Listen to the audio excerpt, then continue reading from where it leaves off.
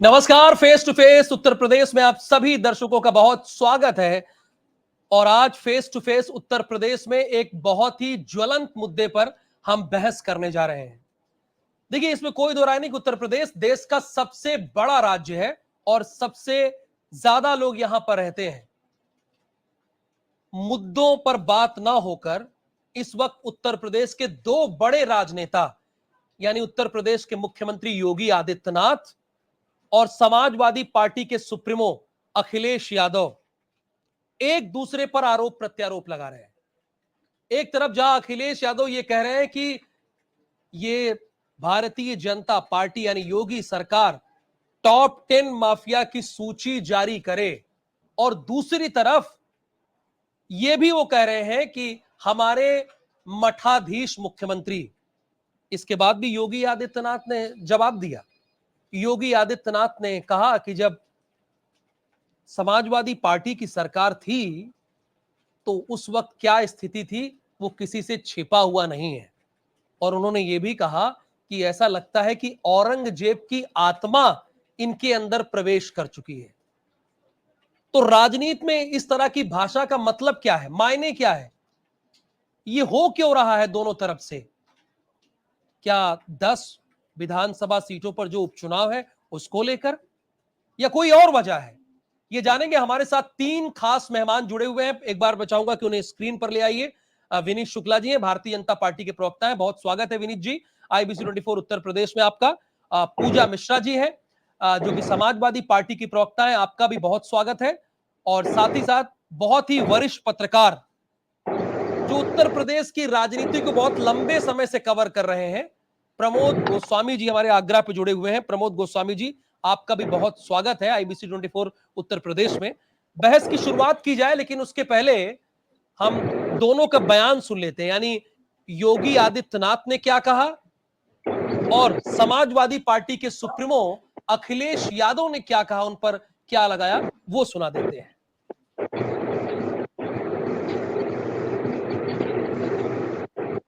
चलिए सुनाएंगे, लेकिन पहले कमेंट ले लेते हैं।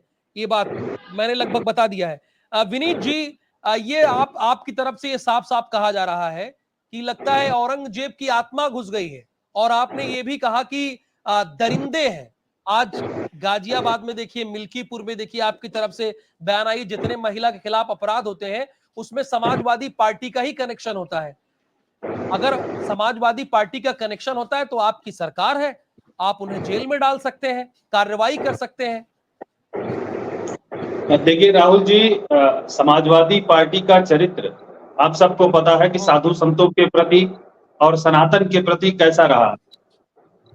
सबने देखा है उत्तर प्रदेश के अंदर जिस तरीके से अयोध्या में राम भक्तों के ऊपर गोलियां चलवाई, बनारस में उनकी सरकार में रहते हुए सन्यासियों पे लाठियां चलाई गई, 84 कोसी परिक्रमा को रोक देना, तमाम ऐसे कार्य हैं। जन्माष्टमी को थानों में रोक देना जो पहले से चली आ रही थी परंपरा। तो सनातन के विरोधी तो समाजवादी पार्टी है ही, और संतों को भी अब अपमानित करने में पीछे नहीं हट रही है। मठाधीश कहना, एक मठ के महाराज हैं माननीय योगी आदित्यनाथ जी, उस मठ के निश्चित ही महाराज हैं, लेकिन आज उत्तर प्रदेश के संवैधानिक पद पर बैठे हुए मुख्यमंत्री भी हैं। 24-25 करोड़ लोगों के मुख्यमंत्री भी हैं, और उसमें श्रीमान अखिलेश यादव जी भी आते हैं, पूरी समाजवादी पार्टी के लोग भी आते हैं। और आपने कहा जहां तक कि अपराधियों की बात, औरंगजेब की बात करी, तो औरंगजेब की बात अगर माननीय मुख्यमंत्री जी ने कही है तो ये निश्चित है, इन्होंने पार्टी जिस तरीके से हथियाई, अपने पिता को धक्का दे करके, उनकी माइक छीन करके, औरंगजेब की तरीके से जिस तरीके से कब्जा किया था औरंगजेब ने, निश्चित ही अखिलेश यादव ने वही अपनाया है अपनी समाजवादी पार्टी को कब्जा करने के लिए। दूसरी बात, आपने कहा कि अपराधी जो रेपिस्ट हैं, बलात्कारी हैं, समाजवादी पार्टी के निकलते हैं तो सरकार है तो आप कार्रवाई करिए। तो निश्चित ही सभी अपराधियों पे, चाहे वो भूमाफिया हो, चाहे वो रेपिस्ट हो समाजवादी पार्टी के, चाहे वो अयोध्या में पकड़े गए नवाब मोइनुद्दीन हो, या कन्नौज के नवाब सिंह हो, या अन्य लोग हो, जितने भी इनके नेता पकड़े जा रहे हैं, जौनपुर का पकड़ा गया, तो इस तरीके से ये जितने भी अपराधी पकड़े जा रहे हैं, रेपिस्ट पकड़े जा रहे हैं, उन सब पर कार्रवाई भी हो रही है। उत्तर प्रदेश के अंदर आदरणीय योगी जी ने कहा है जीरो टॉलरेंस की नीति के तहत कानून व्यवस्था, कानून का राज स्थापित किया गया है 2017 के बाद। 2017 से पहले जिस तरीके से अराजकता और अपराध का बोलबाला था उत्तर प्रदेश के अंदर, बहन बेटियां उठा ली जाती थी। पूर्व एक्स डीजीपी ने जिस तरीके से बताया कि एक इनके शासनकाल में, मुलायम सिंह के शासनकाल में एक बेटी को उठा लिया गया और उसके बाद उसकी शादी तय होती तो उसको धमकाया गया कि अगर आप पुलिस में जाएंगे तो आपके साथ ये हो जाएगा, दुर्व्यवहार हो जाएगा। तो इस तरीके की घटनाएं होती रही हैं उत्तर प्रदेश के अंदर, अराजकता का माहौल था। आज 17 के बाद में माननीय योगी जी ने जब से कमान संभाली है, उत्तर प्रदेश के अंदर बहन बेटियां आज सुरक्षित महसूस करती हैं और इस पर हमें गर्व है कि ऐसी सरकार, ऐसी पार्टी के हम लोग कार्यकर्ता हैं, ऐसी सरकार में हमारी सरकार चल रही है। यानी 17 के पहले महिलाएं सुरक्षित नहीं थी, अब महिलाएं सुरक्षित है। पूजा मिश्रा जी, ये बयान तो भारतीय जनता पार्टी का है और अखिलेश यादव जी ने ये कहा कि एक तरफ मेरी फोटो देख लीजिए, एक तरफ योगी आदित्यनाथ जी की फोटो देख लीजिए और कौन माफिया है ये पता चल जाएगा। क्या कहेंगे आप इस पर?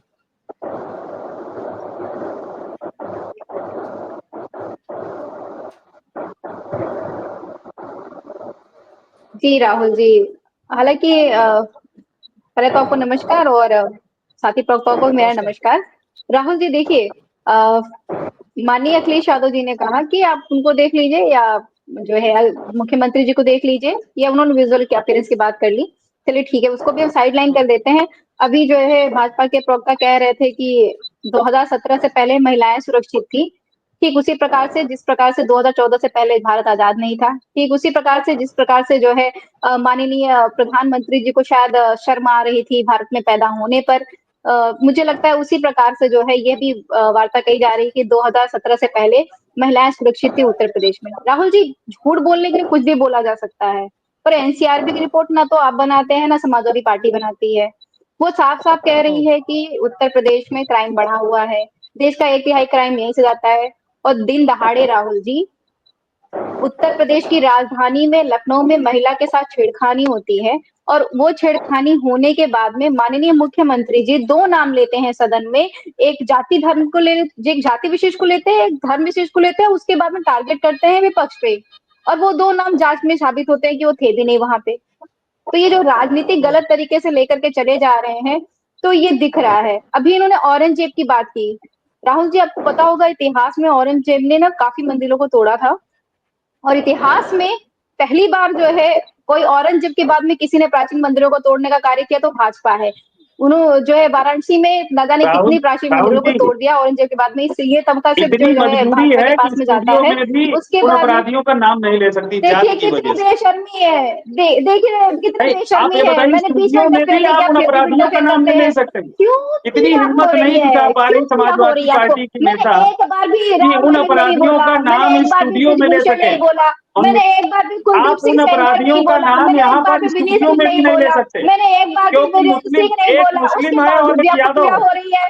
एक मुस्लिम है और एक यादव है, इसलिए आप स्टूडियो में भी नाम लेने में घबरा रही हैं। इतना डर, इतना डर है। यही है समाजवादी पार्टी का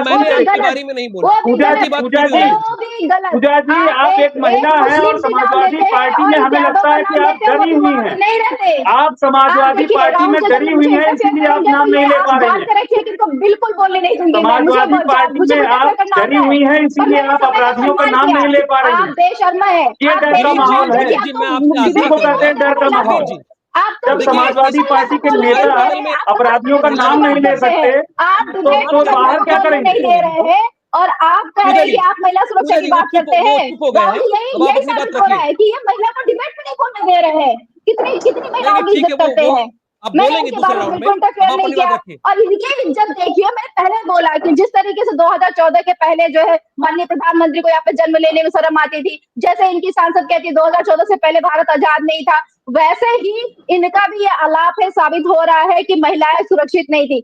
भाई आपकी सरकार है, और इन्होंने बार बार कहा कि अपराधियों का नाम लेने में, अरे खौफजदा आप है, मुखर होके बोलिए। आपकी पार्टी है, महिलाओं के साथ में अत्याचार है, आपके विधायक कहते हैं कि उनकी एप्लीकेशन नहीं लिखी जा रही है। आपकी महिला मोर्चा की महिला जो है अध्यक्ष वहां पे प्रोटेस्ट करती है थाने में जाकर के, उनकी एफआईआर दर्ज नहीं हो रही होती है। आप लोग है पार्टी में, आपकी सत्ता है, आप करिए कार्रवाई। आप कार्रवाई आपसे होती नहीं है, आप लेकर के चले आते हैं कि नहीं पहले ये थी, पहले वो थी। 2017 के पहले जब इतना ही जो है आतंक फैला हुआ था, तो एनसीआरबी की रिपोर्ट में क्यों नहीं दिख रहा था? अभी तो आपने आतंक दबा दिया, उसके बावजूद भी इतिहास में पहली बार ऐसा हो रहा है कि लखनऊ में बीच शहर में दिन दहाड़े महिला का छेड़खानी होती है। माननीय मुख्यमंत्री जी जिस दरवाजे से निकलना चाहिए सदन से बाहर, उस दरवाजे से निकल नहीं पाते, वाटर लॉगिंग होती है, भगवान श्री राम जी का मंदिर टपकता है, सड़कें जो है धंस जाती है। और आप बात कर रहे हैं कि आपने बहुत अच्छा कार्य किया हुआ है। औरंगजेब माननीय मुख्यमंत्री जी मठाधीश भी है, आपने औरंगजेब का काफी अच्छा एग्जाम्पल दिया। मुझे लगता है उनका भी हिस्ट्री पढ़ेंगे तो आपको पता चलेगा कि कितना जो है वो सुटेबल है उस एग्जाम्पल के लिए। माननीय मुख्यमंत्री जी जो है सबसे ज्यादा सूट करते हैं उस चीज पे जाने के लिए। बिल्कुल। चलिए, अब प्रमोद गोस्वामी जी, अब जब दोनों सत्ता पक्ष और विपक्ष हो तो स्वाभाविक सी बात है वो एक दूसरे की आरती तो उतारेंगे नहीं। बहुत पुराने वक्त की बात हो गई जब राजनीति में नैतिकता होती थी, एक दूसरे का सम्मान करते थे। लेकिन मैं आपसे जानना चाहता हूं, क्योंकि आप इतने लंबे समय से पत्रकारिता में जुड़े हुए हैं, इतनी तलखी क्यों है? मठाधीश मुख्यमंत्री, औरंगजेब की आत्मा, ये इन सारे शब्दों का इस्तेमाल क्यों किया जा रहा है? अभी तो चुनाव नहीं है, क्या ये उपचुनाव 10 सीटों पर इतना इंपॉर्टेंट हो गया है कि किसी भी स्तर पर राजनीति जा सकती है? गौरव जी, पिछले एक लंबे समय से राजनीति से मूल सिद्धांत, मान मर्यादा, शब्दों का चयन, इससे इनका राजनीतिक दलों से कोई लेना देना नहीं है। और विडंबना ये है कि जो राजनीतिक दल चाल चरित्र चलन, शुचिता, अच्छे संस्कार, इसकी बात करते थे, वो भी आज जो है उसी पतित भाषा पर है। सभी सारे राजनीतिक दलों के लिए स्थिति है, ये किसी एक के लिए आप नहीं कह सकते हैं। अब मूल्य तो रह नहीं गए राजनीतियों में, न राजनीति अब जन सरोकारों की रह गई है। अब राजनीति हो गई कि सत्ता को कैसे हासिल किया जाए, बाय हुक बाय क्रुक, झूठ बोल के, फरेब करके, छल करके, कपट करके, ये राजनीति हो गई है। ये एक विडंबना के बयान दिए गए हमारे शीर्षस्थ नेताओं के द्वारा, क्या वो एक बड़े पद पर, सर्वोच्च पद पर बैठे मुखमंडल से उनके शोभा देता है? लेकिन दिए गए। तो ये अब स्थिति ये है कि अब ये राजनीतिक दल जिनको लोग अपना एक आदर्श मानते थे, उनके उस पर पदचिन्हों पर चलने की कोशिश करते थे, वो बिल्कुल प्राइमरी, इंटर या डिग्री कॉलेज के जो स्कूल हुआ करते थे या स्कूल हैं, जिस ढंग से भाषा, अशिष्ट भाषा, असभ्य भाषा का प्रयोग करते हैं, या उन चुनाव में जो जिस ढंग की बातें होती हैं, व्यक्तिगत लांछन एक दूसरे के ऊपर, वो लगाने की राजनीति आज ये शीर्षस्थ राजनीति नेता लोग कर रहे हैं।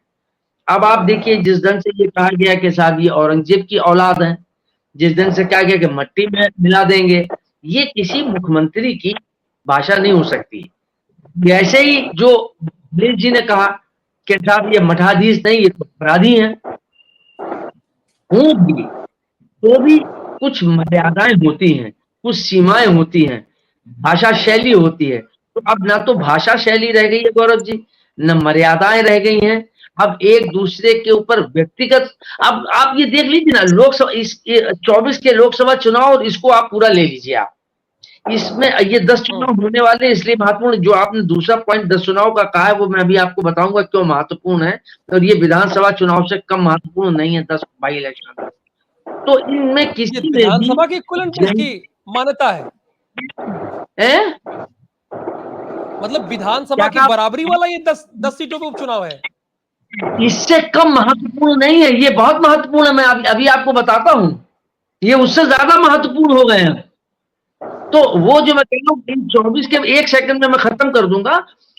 आप ये देखिए, 24 के इलेक्शन को ले लीजिए, और ये 10-22 इलेक्शन के लिए ये प्रचार चल रहा है। ये प्रचार ही है, अभी घोषित नहीं हुए, लेकिन प्रचार चल रहा है और भूमिकाएं बनाई जा रही हैं। जन सरोकारों के मुद्दे पर कोई बात हुई? मतलब भैंस खोल ले जाएंगे, गधे खोल ले जाएंगे, मतलब ये हो जाएगा, वो हो जाएगा, वो मतलब ना हम उन शब्दों का प्रयोग नहीं करना चाहते। जिस ढंग की भाषा शैली का प्रयोग किया गया, ये क्या उस पद के, जिस पद पर बैठे हुए सर्वोच्च पद पे उसके मुंह से, उसके मुखमंडल से शोभा देता है? उसकी आलोचना हुई, हर बुद्धिजीवी करेगा, आम आदमी करने लगा, ये शोभा। लेकिन जनता की गरीबी पे कोई बात नहीं हुई, महंगाई पे कोई बात नहीं हुई, बेरोजगारी पे कोई बात नहीं हुई, जनता से जुड़े मुद्दे उन पर कोई चर्चा नहीं हुई। और ये गाय खोल ले जाएंगे, भैंस खोल ले जाएंगे, मंदिर गिरा देंगे, मस्जिद गिरा देंगे, ये खड़ा कर देंगे, वो बैठा देंगे, ये इनका क्या मतलब? अब राजनीति का क्या लेना देना? जो राजनीति जनता से सरोकार है, ये किससे पैदा हो गई है? तो अब ये बिल्कुल स्कूल कॉलेज के उसकी तरीके से ये राजनीति हो गई है, और भाषा शैली इतनी आपके पास आ रहा हूँ विनीत जी भी। ये सेकंड राउंड में मैं आपसे पूछता हूँ, ये कितनी इंपॉर्टेंट है। 10 विधानसभा सीटों पर हो रहे उपचुनाव। विनीत जी देखिए, पूजा मिश्रा जी भी यहीं पे थी, वो कह रहे हैं कि भाई महिला अपराध उठा लीजिए, अगर आप एनसीआरबी की जो रिपोर्ट है वो तो समाजवादी पार्टी बनाती नहीं है, ना बीजेपी बनाती है। वो कह रही है आप रिकॉर्ड उठा के देख लीजिए, प्रत्यक्ष को प्रमाण की जरूरत नहीं होती है। और वो तो ये भी कह रहे हैं कि 10 बड़े टॉप 10 जो माफिया है उनकी लिस्ट जारी कीजिए। तो डंके के चोट पे कह रही हैं। देखिए राहुल जी, अभी हमने कहा जैसे कि बहन है पूजा जी को इतना डर लग रहा है कि समाजवादी पार्टी के जो नेता है, जो अपराध में लिप्त है, उनके नाम नहीं ले पा रहे, क्योंकि वो एक उसमें यादव समाज से आता है और एक मुस्लिम समाज से आता है, तो निश्चित ही डर है। और आप सोचिए, जब समाजवादी पार्टी के नेता पार्टी के लोगों का, ऐसे अपराधियों का नाम नहीं ले पा रहे, तो कितना सुरक्षित है और कितना डर है इनके अंदर, ये भय है इनके अंदर, उस समाजवादी पार्टी के अंदर। अरे और वो आज आपके भारतीय सामने जनता बैठी, पार्टी, आप और इन्होंने कहा कि छेड़खानी की घटना समाजवादी पार्टी में, अब इसी पैनल में विनीत जी कह रहे हैं। नहीं, बिल्कुल मैं ये कह रहा हूँ कि ये देखिए ना, आप नाम नहीं ले पा रहे हैं, झूठ पे, सफेद झूठ पे इंटरफेयर नहीं करते, नाम क्यों नहीं करने पड़ेगा? मैंने बोला, मैंने किसी का नाम नहीं लिया। मैं ये बोल सकती हूँ, मैं जब बात करती आपने बात सुनी नहीं। माननीय मुख्यमंत्री सदन में एक यादव नाम लेते हैं, एक मुस्लिम नाम लेते हैं, कि वो लोग जो है वहां पे उपस्थित थे जब महिला के साथ में छेड़खानी हुई राजधानी में, पर वो लोग वहां पे नहीं थे। माननीय मुख्यमंत्री जी जाति धर्म का तुष्टीकरण करना चाह रहे थे, लेकिन वो नहीं हुआ। राहुल जी, बात का समझ में आती है, आप लोगों का नजरिया जो आंकड़े बता रही तो चीजें गंदी दिखती है। देखिए, समाजवादी पार्टी के नेता, जैसे इन्होंने कहा कि कार्रवाई की बात करी, भारतीय जनता पार्टी की सरकार बनने के बाद किसी भी अपराधी को बख्शा नहीं गया है, जितनी भी कार्रवाई है इसी सरकार में हुई। बहुत अच्छा काम कर रहे हैं आप, चलिए, लेकिन सुनिए तो, सवाल तो लीजिए। आज समाजवादी पार्टी के मुखिया सुप्रीमो अपने दफ्तर में डंके की चोट पे कह रहे थे कि जारी कीजिए टॉप 10 माफिया की लिस्ट। अब इस कॉन्फिडेंस के पीछे की वजह क्या है बताइए? अब ये वो क्या कहना क्या चाह रहे हैं?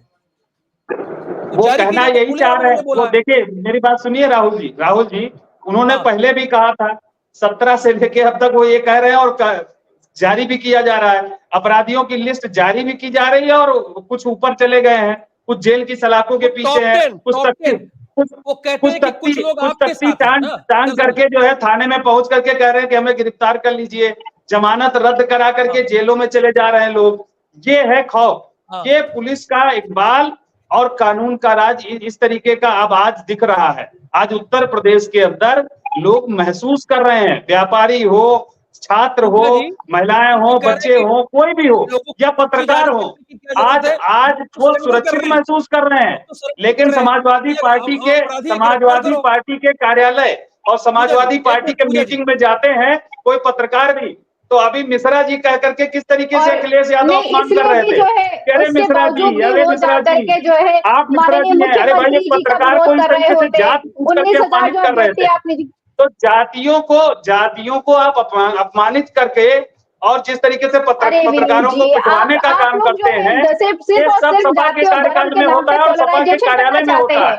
लेकिन भारतीय जनता पार्टी किसी भी अपराधी को बख्शती नहीं है, उन पर कार्रवाई करती है, और ये उत्तर प्रदेश की जनता महसूस कर रही है। और इसी वजह से 2017 के बाद 2022 में भी चुना है, 2024 में भी चुना है, 2027 में भी जनता चुनेगी। और 2029 में सत्ता सरकार जो है चुनेगी भारतीय जनता पार्टी। 2024 का भी आपने चुनाव देख लिया हुआ है, इसीलिए आप घबराए हुए हैं और आप जनहित में कार्य नहीं कर रहे। मैडम कभी कोई जनता घबराया नहीं, मुख्यमंत्री जी के दरवाजे पर आती, मुख्यमंत्री मुंह फेर के चले जाते हैं, डिप्टी सीएम मुंह फेर करके चले जाते हैं। बेदखल होने के बाद, सत्ता से बेदखल होने के बाद आज जो है बौखलाहट में इस तरीके के बयान अखिलेश यादव दे रहे हैं।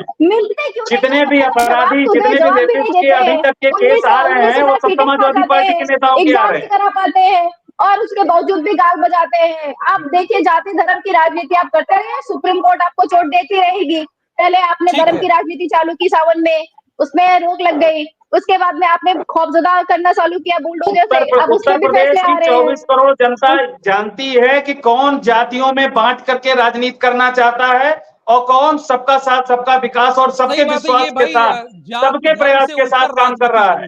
भारतीय जनता पार्टी सबका साथ, सबका विकास और सबके विश्वास और सबके प्रयास के साथ काम कर रही है और किसी के साथ भेदभाव नहीं कर रही है। न जात देख करके, न कोई भी लाभ, कोई भी उत्तर प्रदेश सरकार की योजना हो या केंद्र सरकार की योजना हो, किसी की जात पूछ करके उसको नहीं दी जा रही है। लेकिन समाजवादी पार्टी की सरकार थी तो जात को देख करके और जात पूछ करके ही लाभ पहुंचाया जाता था। जनता तक नहीं पहुंच रही है, जनता तक पहुंचाया जाता था। ये सपा का चरित्र है और भाजपा की सरकार में सबको साथ लेकर चलने का काम किया जा रहा है। थोड़ी किसी को लाभ नहीं देते। मैं आ रहा हूँ विनीत जी, थोड़ा सा अब आखिरी राउंड में हम लोग सबसे ले लेते हैं। देखिए अब पूजा जी आपके पास सिर्फ 1 मिनट, उसके बाद मैं प्रमोद जी के पास जाऊंगा। ये कह रहे हैं कि भाई आपने कहा कि 10 टॉप 10 माफिया की सूची जारी कीजिए, तो इनकी तरफ से कहा गया देखिए हमारे यहाँ तो अपराधी सरेंडर कर रहे हैं, ये क्यों आप सूची मांग रही हैं? सरेंडर कर रहे हैं, आप देख लीजिए।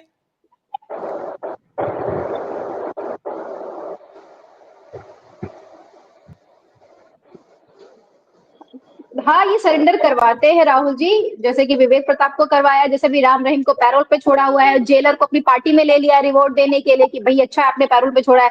तो ये जो कहाँ अभी इनके यहाँ पे कुलदीप सिंह सेंगर हो गए, इनके यहाँ पे बृजभूषण शरण है, भाई हम आपको टिकट नहीं देंगे, आपके बेटे को टिकट दे देंगे। वीरेंद्र सिंह है, विनीत सिंह है, अशोक चौहान है, हम आप रुकिए, आप लोग मेरी पार्टी में आके तो देखिए, हम आपने कोई भी क्राइम किया हम आपका हाथ पकड़ेंगे, आपको सदन में भेजेंगे। आपका क्राइम के जो भी चिट्ठा वो रिस्पॉन्सिबिलिटी भाजपा की हो जाती है। भाजपा ने इस तरीके का कृत्य कर रखा हुआ है। देखिए जनता ने जिनको जो 2024 में मैंडेट दिया ना उत्तर प्रदेश में, उससे ही बौखलाए हुए माननीय मुख्यमंत्री जी को लग रहा है उनकी चेयर कैसे बची रहे। पूनम देवी कौन थी? मुझे जो जाना है, पूनम देवी का हाथ पकड़ करके लोकसभा कौन ले गया?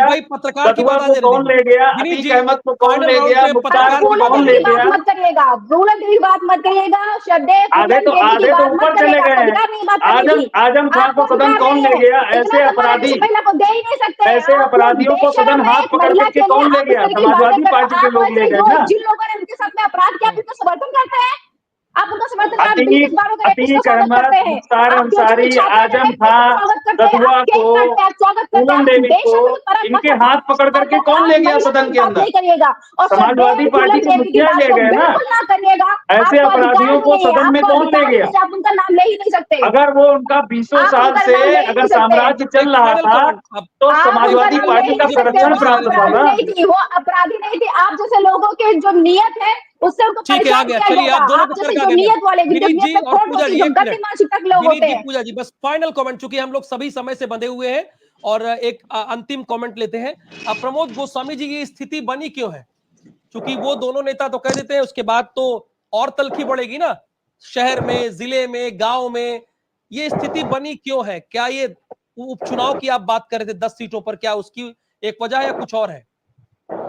नहीं, निश्चित रूप से गौरव जी, ये 10 जो उपचुनाव हो रहे हैं वो इसलिए, जो मैंने पहले कहा कि ये विधानसभा चुनाव से, सामान्य चुनाव से कम इसलिए नहीं है कि जिस ढंग से मतलब 24 में 80 की बात हो रही थी और वो 33 में सिमट गए, और उसके बाद जो मुख्यमंत्री और डिप्टी चीफ मिनिस्टर्स के बीच में जो द्वंद्व चला और उसके बाद खुल के सामने आ गई, वहीं योगी जी ने कहा कि हमको जो 35 लिस्ट जारी की गई लोकसभा में, पहले हमको विश्वास में नहीं लिया गया।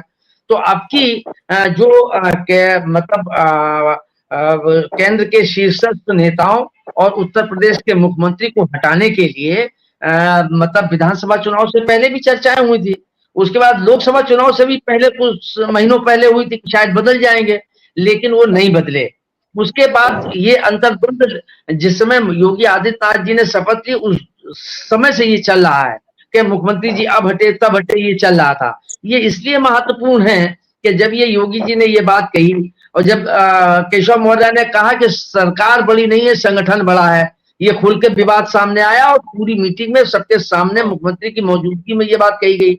उसके बाद जब ये हुआ तो इसमें थोड़ी किरकिरी हुई, तो उन्होंने कह दिया, केंद्र ने कह दिया कि अब की 10 बाई इलेक्शन जो हैं वो योगी जी आप अपने हिसाब से टिकट दीजिए, अपने हिसाब से बिसात बिछाइए, अपने हिसाब से चुनाव जीत के दीजिए। तो इसलिए ये योगी जी के लिए भी गोस्वामी जी, ये तो आप जानते ही हैं कि संगठन बड़ा होता है, संगठन बड़ा होता है और संगठन के द्वारा ही सरकार बनती है। संगठन चुनाव लड़ता है, पार्टी चुनाव लड़ती है, तभी सरकार बनती है और संगठन सदैव बड़ा होता है। ये सभी जानते हैं और ये सब सुनी सुनाई बातों पर है। अगर हट रहे हैं, ये सिर्फ मीडिया ट्रायल और ये लोगों की बातें हैं, ना कि कहीं पार्टी में ऐसी कोई सुगबुगाहट थी, ना ही कोई ऐसी बात थी। पार्टी में अगर होता तो निश्चित ही जो बना सकता है वो हटा भी सकता है। तो ये आप मान के चलिए पार्टी में कहीं ऐसा कुछ भी नहीं है। विनीत जी 40-42 वर्ष मुझे भी पत्रकारिता में हो गए, भाजपा को बहुत कवर किया, तब शायद आप भाजपा में होंगे भी नहीं, एक बात। और दूसरी बात जो आप कह रहे हैं प्रवक्ता के रूप में अपनी चौचे लड़ाई है वो ठीक है, लेकिन मुझे भाजपा की रग रग से वाकिफ हूँ, सपा की भी रग रग से वाकिफ हूँ और बसपा की भी रग रग से वाकिफ हूँ, और तब शायद आप राजनीति में सक्रिय भी नहीं होंगे। ऐसा है कि उनको हटाने के लिए योगी जी के लिए मतलब बीजेपी वो सक्रिय है, नहीं है और ठीक है, देखिए वो कर रहे हैं, ठीक है। तो हमारे और गोस्वामी जी की उम्र में लंबा गैप है। नहीं वो ठीक है। मैंने कहा जब आपके उत्तर प्रदेश के शीर्षस्थ नेता मेरे मित्रों में रहे, उनके साथ गया हूं, आप तो उनको खाली दूर से देखा होगा, है ना? तो उनको और बीजेपी के कार्यालय में अब तो आपने महल बना दिया है, तब ये खंडहर था, मैं तब वहां बैठता था और जब खाली चाय और लैया चने पे मुसीबत होती थी पिलाने के लिए, मैं तब भी जानता हूं, मैंने तब से भाजपा को देखा है और कवर भी किया है। मैं इसलिए नहीं कह रहा हूं, तो इसलिए प्रवक्ता रेखा जी को तो आप बताइए, वो ठीक है, लेकिन ननिहाल की बात नाना से मत करिए। इसलिए I know each and everything what is happening in your party, है ना? और आप तो मैं यही कह रहा हूं, तो इसलिए योगी जी को तो केंद्र तब भी फूटे मुंह नहीं सुहा रहा था जब ये बनाए गए। वो सिन्हा जी को बनाना चाहते थे और रुद्राभिषेक के लिए काशी में आ भी गए थे, वहां से वापस हुए, संघ उनको लेके आया है। अच्छा छोड़ दीजिए, अब इससे भी इनकार कर दीजिए कि नड्डा जी ने कहा कि मुझे अब संघ की जरूरत नहीं है, ये भी मीडिया की कपोल कल्पना है। उसके बाद जो है इतनी बैठकें हुई और जो मोहन भागवत ने प्रधानमंत्री के लिए कहा कि सीमाओं में मर्यादाओं में रहें, क्या ये भी गलत है? ये भी मीडिया की थी। ये असल में जो चीज गलत हो, वो जितनी भी बेहूदी बातें हैं वो मीडिया की है, जितनी चाल चरित्र चलन वो भाजपा का है। तो ये इससे बचिए और ईमानदारी की राजनीति पे आइए। और अगर ये ज्यादा दिन चलने वाला नहीं है, चाहे वो सपा हो, चाहे बसपा हो, चाहे कांग्रेस हो, और कांग्रेस की स्थिति देख लीजिए किस ढंग से कांग्रेस ने सरकारों को गिराया, आज कांग्रेस कहां पहुंच गई। यही स्थिति अब आप दिनों पर चल रहे हैं। प्रमोद जी आपका बहुत धन्यवाद हमारे साथ जुड़ने के लिए। विनीत शुक्ला जी आपका भी बहुत धन्यवाद। देखिए हमारे पैनल में जो भी गेस्ट जुड़े वो हमारे लिए बहुत सम्मानित है और आदर का विषय है। आप दोनों का धन्यवाद, और पूजा मिश्रा जी जुड़ी थी, उनका भी बहुत धन्यवाद। देखिए जाहिर सी बात है, हम अगर पर्सनल अटैक करेंगे एक दूसरे पर तो जाहिर सी बात है मुद्दे भटक जाएंगे। उत्तर प्रदेश एक बहुत बड़ा राज्य है जहां पर 24 करोड़ से ज्यादा की जनसंख्या हो, जनता हो, वहां पर मुद्दों के बजाय अगर हम पर्सनल अटैक में उलझे रहेंगे तो जाहिर सी बात है कहीं ना कहीं इसको झेलना पड़ेगा, वो आम जनता को झेलना पड़ेगा। धन्यवाद, नमस्कार। Face to face Uttar Pradesh देखने के लिए।